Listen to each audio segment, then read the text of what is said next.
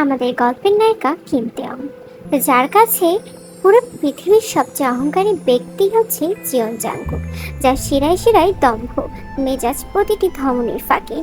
এমন একগুঁয়ে লোকতে আর দুটি দেখেনি। জাংকুক ওর বড় বোনের ভাসুর। আগে পরে ওর বোনের কাছে জাংকুকের বিষয় শুনলেও বিশ্বাস করেনি, তবে নিজের চোখে দেখার পর থেকে খুব ভালো করে বুঝতে পেরেছে জাংকুককে। তার পরিবারে যখন তার বড় বোন জিমিনকে দেখতে আসে, তখনই জাংকুকের সাথে দেখা হয়েছিল তে। লম্বা ফর্সা হ্যান্ডসাম অ্যান্ড স্টাইলিশ ছেলেটাকে দেখে তে যেন মাথা ঘুরে গিয়েছিল, বলতে গেলে ক্রাশ খেয়েছিল। কিন্তু সেই আনন্দতে বেশিক্ষণ টেকেনি। যখনই তে সবাইকে চা দিচ্ছিল, তখনই হয়েছিল বিপত্তি। জাংকুকের সামনেই গরম চায়ের কাপে ফেলে দেয় তে। জাংকুকের পোশাকে কিছুটা গিয়ে পড়ে। তখনই জাংকুক বলে উঠেছিল, ইউ ইডিয়েট, চোখে দেখো না তুমি? ঘরের ভিতরে যেন ছোটখাটো বজ্র পড়লো। তের মা তো তেকে বকতে ব্যস্ত। তে তো মিনমিন করে জাংকুককে বলল সরি, তবে মনে মনে ভীষণ রাগ হচ্ছিল তের। ওকে ইচ্ছা করে ফেলেছে নাকি? মন চাচ্ছিল ওর কোমর বেঁধে ঝগড়া করতে, কিন্তু পারেনি, বড় বোনের ভাসুর বলে কথা। জাংকুক টিস্যু দিয়ে হাত মুছতে মুছতে তের দিকে বাঁকা চোখে একবার তাকাই। পরিবেশটা ঠান্ডা হয়েছিল। জাংকুকের ভাই সুগা আর তের বোন জিমিনকে কথা বলতে উপরে পাঠানো হলো। তখনই জাংকুকের মা তেকে বলে উঠল, তুমি কিসে পড়তে? আন্টি, অনার্সে ভর্তি হয়েছি, ক্লাস এখনো শুরু হয়নি। তা কি নিয়ে পড়ছো এখন? Fashion designing. কথাটা বলার সময় জাংকুক একবার ফোন থেকে দৃষ্টি তুলে আর চোখে তাকালো তের দিকে। জাংকুকের মা হো হো করে হেসে বললেন, ও তাই, আমার জাংকুকও তো ফ্যাশন নিয়ে ব্যবসা করে। এভাবে বেশ কিছুক্ষণ গল্প চলছিল ওর মধ্যে। এর মাঝে তের বাবা তেকে বলে উঠলো জাংকুক নাকি তেদের ছাদটা ঘুরে দেখতে চাইছে, তাই তেকে জাংকুককে নিয়ে যেতে বলল। তে মাথা নাড়ালো, কোমর থেকে ওনার প্যাচ ছাইয়ে বলল, আসুন আমার সাথে। তে পা বাড়ালো ওনার সামনে, তবে স্পষ্ট টের পাচ্ছে ওনার জুতোর শব্দ গটগট করে উঠছে সিঁড়ি দিয়ে। ছাদে আসার পর রেলিং ঘেঁষে দাঁড়ালো জাংকুক। আপনার নামের মানে কি? সমৃদ্ধি বা ঠিকঠাকভাবে সম্পূর্ণ হওয়া। সে কি, আপনার নামের সাথে তো আপনার কোনো মিল নেই। আফটার অল, একটা কাজও তো ঠিকঠাকভাবে সম্পূর্ণ করতে পারলেন না। মানে? জাংকুক মানের কোনো উত্তর না দিয়েই পাল্টা প্রশ্ন ছুড়ল দেখে, কে রেখেছে এই নাম? বাবা। পাল্টে অন্য কিছু রাখতে বলবেন, যেটাতে আপনাকে মানায়। কথাগুলো শুনে তের ভীষণ অপমানিত বোধ হচ্ছিল। রাগে গা হাত পা গজগজ করছে। এবার ইচ্ছা করছে কোমরে কোমর লাগিয়ে ঝগড়া করতে, তবে কিচ্ছু করার নেই। হঠাৎ সেখানে সুগা আর জিমিন আসলো। জিমিন তো জাংকুকের সাথে কথা বলছে। তে সেখান থেকে চলে যেতে নিলেই সুগা বলে ওঠে, আরে আমার একটা মাত্র শালি, চলো আমরা কি আলাপ করি ঠিকঠাক। তে মৃদু হাসলো সুগার দিকে তাকিয়ে। তখনও স্পষ্ট দেখতে পারলো জাংকুক তেকেই দেখছে। না তাকালেও তের গলা শুকিয়ে আসলো। কিভাবে দেখছে যেন জাংকুক। সবকিছু ঠিকঠাক মতো মিটে গেলে ওরা যখনই যাওয়ার জন্য প্রস্তুতি নিচ্ছিলেন, তখনই তার নজর গেল জাংকুকের দিকে। জাংকুক যেন কিভাবে তের দিকে তাকাচ্ছিল। তের ভীষণ কৌতূহল হলো বিষয়গুলো। যাওয়ার আগে তেই তার হাতে জাংকুকের আলতো স্পর্শ পেল, যেন ওর হাতের মুঠোয় কিছু দিয়ে গিয়েছে। হুঁশ ফিরতেই মুঠোর কাগজ সামনে ধরল তেই। সেখানে লেখা ছিল, কিম তেয়ং ভাই, আপনার নাম হওয়া উচিত ছিল জোনাকি পোকা, যারা অন্ধকারে টিমটিম আলো দেয়, যার নরম আলো দেখলে অন্তরস্থল জড়িয়ে যায় শীতলতায়, গেঁথে যায় দৃষ্টিতে, ঢুকে যায় মস্তিষ্কে। এই যেমন আজ আমার হলো। কেন হলো? উত্তর কি আছে? তে কিছুই বুঝতে পারে না এসব নিয়ে। সেদিনের পর থেকেই জাংকুকের প্রতি তের এক অন্যরকম ভয় লাগা কাজ করতে লাগলো। এই মুহূর্তে ড্রয়িং রুমে সকলের সামনে দাঁড়িয়ে জিয়ন জাংকুক বলে উঠল, আমি বিয়ে করব। তখনই সকলে জাংকুকের দিকে অবাক হয়ে তাকিয়ে রইল। জাংকুকের ছোট ভাই সুগা তো এক প্রকার বিষম খেয়ে গেল। জাংকুকের মা বড় বড় চোখে তাকিয়ে আছেন। মুখের সামনে এভাবে হা করে দাঁড়িয়ে আছিস কেন সুগা? সত্যি তুমি বিয়ে করবে ভাই? কেন, মিথ্যে বিয়ে করা যায় না? মানে তুমি তো বিয়ে করতে চাওনি, তোমার চিরকুমার থাকার সিদ্ধান্তের জন্যই তো মা আগে আমার বিয়েটা ঠিক করলেন। তখন ওদের মা বলে উঠলেন, তোর আর কি করব, জিমিনের তো বিয়ে ঠিক করেছিল ওর বাবা, তুই এমন কান্নাকাটি জুড়লি, এসে আমি বাধ্য না হয়ে পারলাম না। না হলে কোনোদিনও দেখেছিস বড় ভাইয়ের বিয়ের আগে ছোট ভাইয়ের বিয়ে হয়?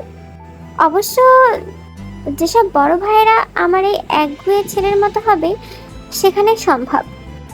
এত কথা বলছো কেন মা? আগে বিয়ে করতে চাইনি, এখন চাইছি, বিয়ে দিলেই তো হচ্ছে। ছেলের এমন সাবলীল ভাষায় কথা বলা দেখে জিভ কাটলেন জাঙ্কুকের মা। ছেলেটার কি একটুও লজ্জা শরম বলতে কিচ্ছু নেই? তাহলে মা, ভাইয়ের জন্য মেয়ে দেখা শুরু করি।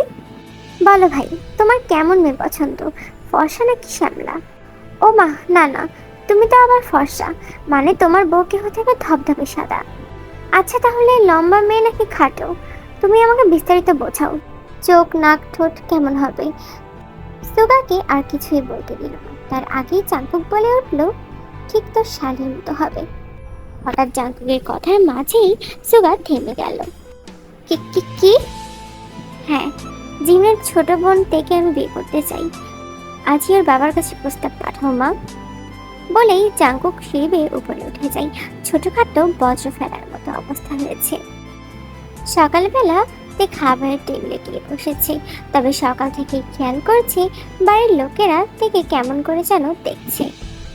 মোটামুটি বুদ্ধি বিবেচনা বুঝিয়ে দিল তাদের দৃষ্টিভঙ্গি অস্বাভাবিক। খাবার খেতে খেতেও তো খেয়াল করলো এখনো কেমন করে তাকাচ্ছে ওরা। এইবার অধৈর্য হয়ে বলে উঠল, কিছু কি হয়েছে? এর বাবা বলে উঠলেন, কি হবে? কেউই কিছু বলল না, দু একবার নিজেদের দিকে চোখাচোখি করেছিলেন। হঠাৎ তের মা একটু গলা খাকারি দিয়ে সময় নিয়ে বলতে শুরু করলেন, এই জিমিনের ভাষণকে দেখেছিলি না কাল? তো তোর কেমন লাগলো? হনুমানের এক নম্বর বাচ্চার মতো লাগলো। কি বললি? কই কিছু না তো, বলেছি খারাপ না। ও বাড়ি থেকে ফোন এসেছিল কাল রাত্রে, তোর আপুর শাশুড়ি ওনার বড় ছেলের বউ করে নিয়ে যেতে চান তোকে। কথাটি শোনা মাত্রই এর দুটো চোখ রীতিমতো বেরিয়ে আসলো বাহিরে। বিস্ময়ে কথা বলতেও ভুলে গেল। হা করে চেয়ে রইল খানিকক্ষণ, এরপর চোখ পিটপিট করেই বলল, কি কি কি? তের আপু জিমিন বলে উঠল, ওনাদের নাকি তোকে খুব ভালো লেগেছে, তাই আন্টি চাইছেন জাঙ্কুক ভাইয়ের বউ হিসেবে তোকে ঘরে তুলতে। বাবার কাছেও সরাসরি প্রস্তাব রেখেছেন। আমি তো শুনে অবাক হয়েছিলাম, তবে ভীষণ খুশিও হয়েছি, কারণ আমরা দু বোন একসাথে থাকতে পারবো। তের যেন হাসি গায়েব হয়ে গিয়েছে। তুমি কি মত দিয়েছো বাবা? না, তোকে না জিজ্ঞেস করে আমি মতামত দিই কি করে? ভেবেছিলাম সকালে তোমাকে জিজ্ঞেস করে তারপর ওনাদের বলবো। বাবা, না বলে দাও। কেন? ছেলেটা খারাপ কিসের? ভালো দেখতে, কত বড় ব্যবসার মালিক। তাছাড়া তাছাড়া আমি আর শুনবো না। আমার ওনাকে পছন্দ না। আশা করছি তোমরা আমাকে জোর করে বিয়ে দেবে না। কথাটি বলেই তে উঠে গেল। মেজাজ এতটাই বিগড়ে গিয়েছে যে খাবারটুকু শেষ করেনি। পাশের চেয়ার থেকে ব্যাগ কাঁধে তুলে হনন করে বেরিয়ে পড়ল তেই। আজ ভার্সিটিতে তের প্রথম ক্লাস। ভোর থেকে এ নিয়ে মন ফুরফুরে থাকলেও এইমাত্র উবে গেল সব। তে মনে মনে বলতে লাগলো, কাজে মানুষটা আমাদের বাড়ি এসে আমাকে চোটপাট দেখিয়ে চলে গেলেন, তাকে নাকি আমি বিয়ে করব। নিজের পায়ে কোড়াল মারা যায়, কিন্তু জীবন চাঙ্কুকে বিয়ে করা যায় না।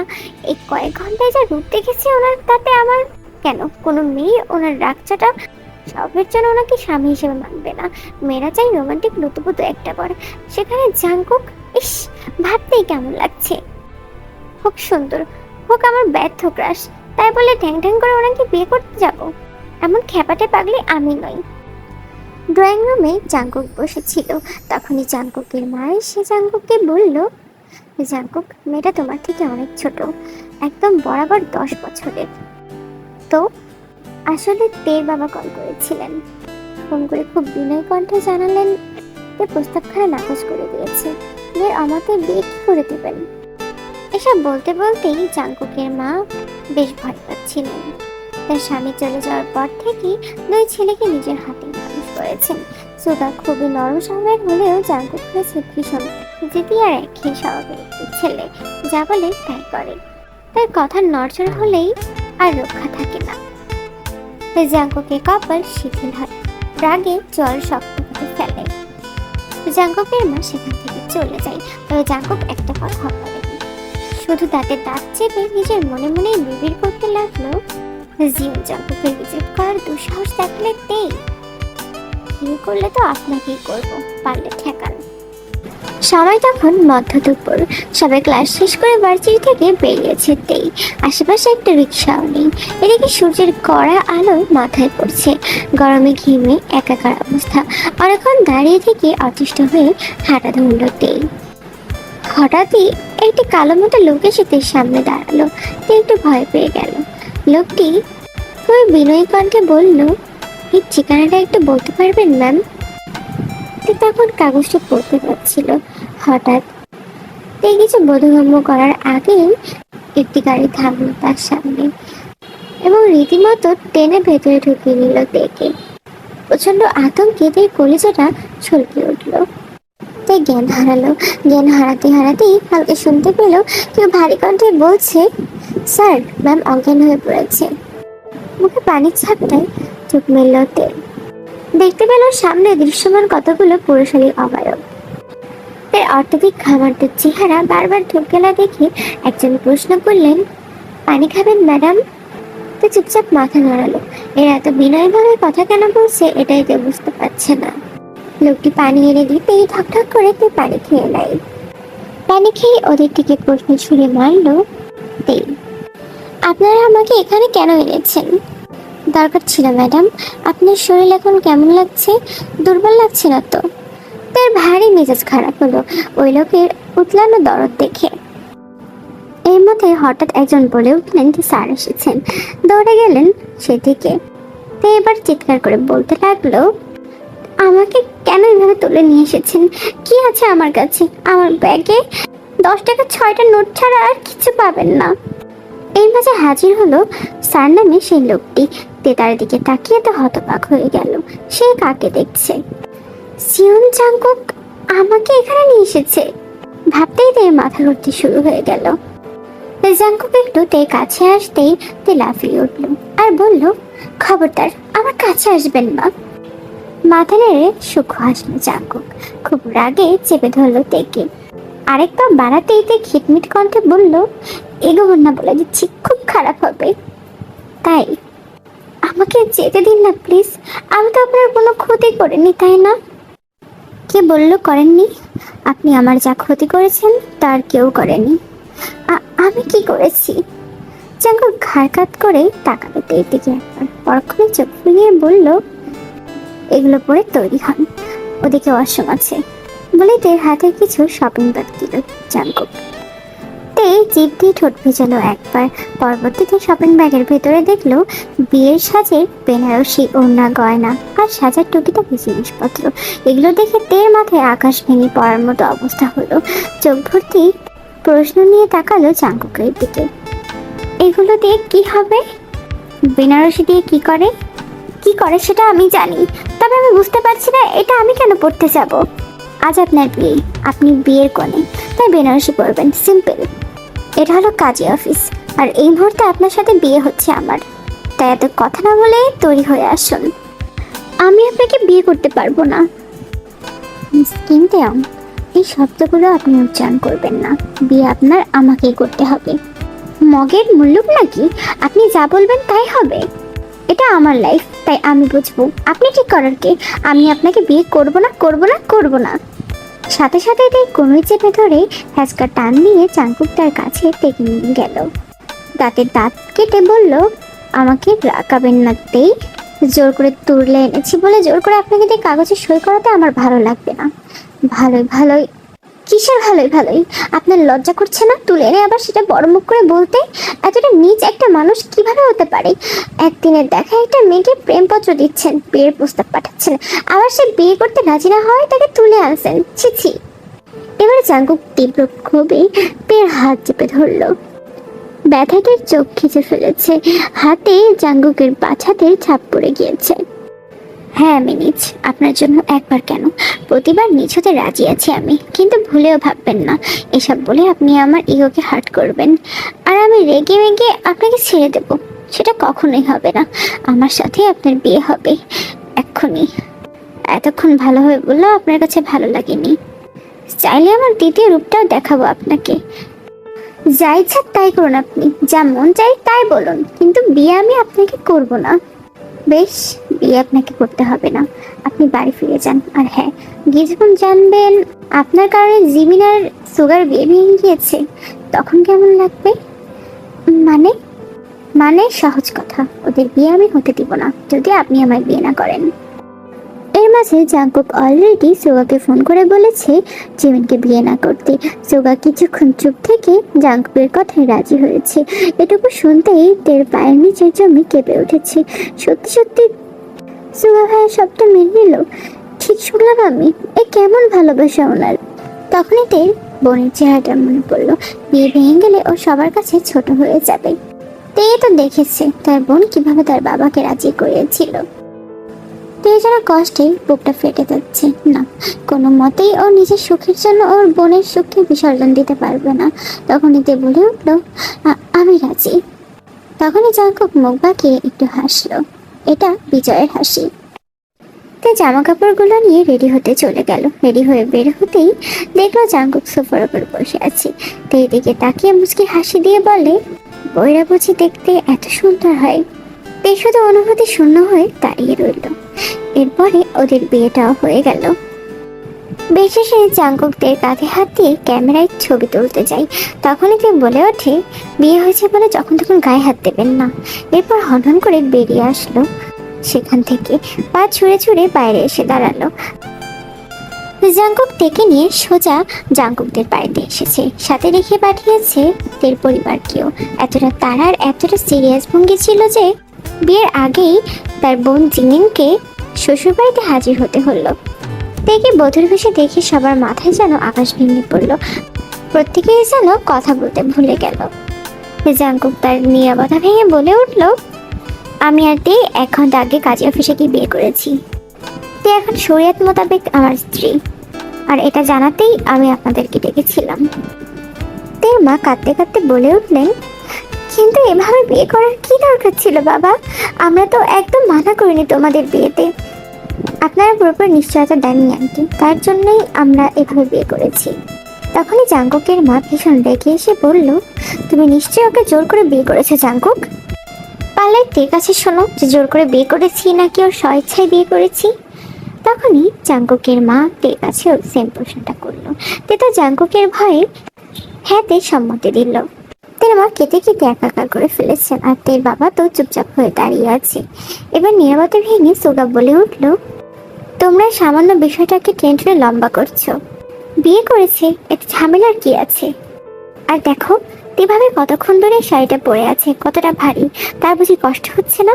এভাবে তখন থেকে দাঁড় করিয়ে রাখার মানেটা কি? এবার জাংকুকের মা তের বাবার কাছে এসে বললেন, ভাইজান, আমার ছেলেটা ভুল করে ফেলেছে, আপনি ওদের ক্ষমা করে দিন। আর আসুন আমরা বিষয়গুলোকে স্বাভাবিকভাবেই নেই। ভুল যখন হয়েছে এখন আমাদের সেভাবে মানিয়ে নিতে হবে। আমি কথা দিচ্ছি আপনার মেয়ে আমার বাড়িতে মেয়ের মতোই থাকবে। শেষমেশ বাড়ির সকলেই মেনে নিল। এর মাঝে তার পরিবারের সকলে বাড়িতে ফিরে গিয়েছেন। জাংকুকের মা তার আলমারি থেকে 2টা বালা নাকফুল আর একটা চিকন স্বর্ণের চেন পরিয়ে দিল তেকে। আজ থেকে আমার মেজাজি ছেলেটার সব দায়িত্ব তোমার মা। তে এই মুহূর্তে জাংকুকের ঘরে বসে আছে। তখনই জাংকুক প্রবেশ করে। বেশ কিছুক্ষণ জাংকুক তের দিকে তাকিয়ে থাকে। তখন জাংকুকদের হাত খিচকে তার সামনে নিয়ে আসে। বাসর রাতে স্বামীকে সালাম করতে হয় জানেন না? তে কিছুই বলল না। তখন জাংকুক আবারও বলে উঠল, কি ব্যাপার, শুনতে পাননি? শুনেছি। শুনলে বসে আছেন কেন? নিন সালাম করুন। কেমন ফাজলামো, সালাম করতে বলে আবার। তে সালাম করতে যাবে তার আগে জাংকুক বলে ওঠে, থাক দরকার নেই। তখন তে একটু দূরে সরে যেতে যাবে তার আগেই জাংকুকদের হাত চেপে ধরল। হাত সরান আপনার, সম্ভব না, কাছে আসুন বলেই জাংকুক থেকে এক হেঁচকা টান বসালো। তে তো হুমড়ি খেয়ে পড়লো জাংকুকের বুকে। তখনও জাংকুকের বুকে থকপক শব্দ তে স্পষ্ট শুনতে পাচ্ছে। তে সরতে উদ্যত হলে জাংকুক আরো শক্ত করে চেপে ধরলো তেকে। একদিনের আলাপে মানুষ এরকম কিভাবে করতে পারে? নির্লজ্জ। কে বললো আমি আপনাকে প্রথম দেখেছি? মানে? আমি আপনাকে আরো আগে থেকে চিনি। তখনই জাঙ্কুক তেই দিকে তাকিয়ে বলতে শুরু করলো, তখন দুপুরবেলা রাস্তাঘাটের লোকজন একদম নেই বললেই চলে। আমার গাড়ির ফ্রন্ট কাজটি ভেঙে আমার সমস্ত গা হাত পা কেটে গিয়েছে, মাথায় লেগেছে স্টিয়ারিং। ফোটা ফোটা রক্ত শরীর চুইয়ে সিটে পড়ছিল, টের পাচ্ছিলাম। অসহ্য যন্ত্রণায় কাতরাতে কাতরাতে সৃষ্টিকর্তাকে ডাকছিলাম যেন কেউ একজন আসুক, আমাকে বাঁচাক। তার কিছু সময় পরে টের পেলাম কয়েকটি মেয়েলি আওয়াজ। ওই কলেজ ইউনিফর্ম পরা 3-4টা মেয়ে। তার মধ্যে একটি মেয়ে দরজা খুলে আমার কাছে এলো, আমাকে এই যে শুনছেন বলে ডাকলো অনেকবার। আমি কোনো মতে তাকিয়েছি কেবল। ঝাপসা দৃষ্টিতে মেয়েটির মুখটা একটু বুঝতে পারি, তারপর জ্ঞান হারাই। তারপর চেতনা ফিরে নিজেকে আবিষ্কার করলাম হসপিটালের বেডে। এর মাঝে বারবার আমার মেয়েটার সেই ঝাপসা মুখখানি চোখে ভাসছিল। কিছুক্ষণ পর জানতে পারলাম কলেজ পড়ুয়া মেয়ে সিএনজি করে আমাকে এখানে এনেছে। শুধু তাই নয়, সে আমাকে রক্ত দিয়েছে। খুব আগ্রহ নিয়ে মেয়েটির ডিটেলস জানতে চাইলাম, তবে তিনি নাম ছাড়া আর কিছুই বলতে পারেননি। সে নাম ছিল কিম তেয়ং। তারপর থেকেই আমি মেয়েটির খোঁজ নেওয়া শুরু করলাম, খোঁজ পেয়েও গেলাম। তারপর থেকে তোমায় ফলো করা শুরু করলাম। কলেজের কোচিং শেষে নির্ধারিত সময় তাকে দেখতে যেতাম। ছোট মেয়েটাকে দেখতে ভালো লাগছে আমার, শান্তি পাচ্ছি খুব। আমি বুঝতে পারলাম আমি তাকে তীব্রভাবে ভালোবেসে ফেলেছি। হ্যাঁ, সেই মেয়েটি আপনি। কিম তেয়ং, আমি আপনাকে খুব করে ভালোবাসি। 1 বছর ধরে ভালোবাসেন আমায়। আড়াল থেকে একটা মানুষ আমায় ফলো করলো, রোজ দেখলো, আর আমি বোকার মতো টেরও পেলাম না। কি আশ্চর্য! তখন জাঙ্কুক কণ্ঠটা নামিয়ে বলল, একবার ভালোবেসে দেখুন, ঠকবেন না। তে স্থিরভাবে বলল, সময় লাগবে। দিলাম সময়, আদৌ সেদিন আসবে কিনা কে জানে। সেদিনের পর থেকে 3-3টা বছর পার হয়ে গিয়েছে। সময় যেন কারোর জন্য থেমে থাকে না। এখন তেও এই মানুষটাকে পাগলের মতো ভালোবাসে। জাঙ্কুকের বুকে মাথা না রেখে ঘুমালে তে ঘুমাতে পারে না। তে যেন প্রতিদিন একটু একটু করে জাঙ্কুকের প্রেমে পড়ছে আর হয়ে উঠছে জাঙ্কুকের প্রণয়িনী।